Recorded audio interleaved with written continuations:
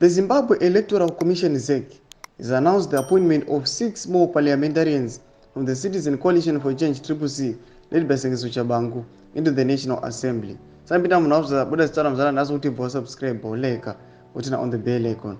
Samiro achiti, according to a notice published in the Government Gazette on Friday 3 May, ZEC chairperson Priscilla Chigumba said the appointments were with immediate effect.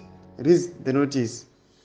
The public is hereby notified in terms of Section 39(7)(a) of Electoral Act, Chapter 213, that the persons specified in the schedule below, who were nominated by Citizen Coalition for Change Party to fill the vacancies in the National Assembly by virtue of Section 121(b) and of the Constitution that occurred following the recall of incumbent members have been appointed with effect from the date of publication of this notice. Sikandomashwa kubuda panapa anonyogwa pa publication yakaitiwa ne government ya mnangagwa achiti aiwa mavacant places abvafiliwa nevanhu vasuppliwa kubva kuna Sengiso Tshabangu.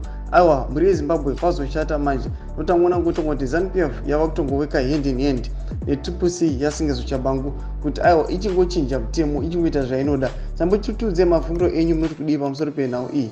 Apinda comment section wedu dzemafundo enyu, subscribe or like, so turn on the bell icon.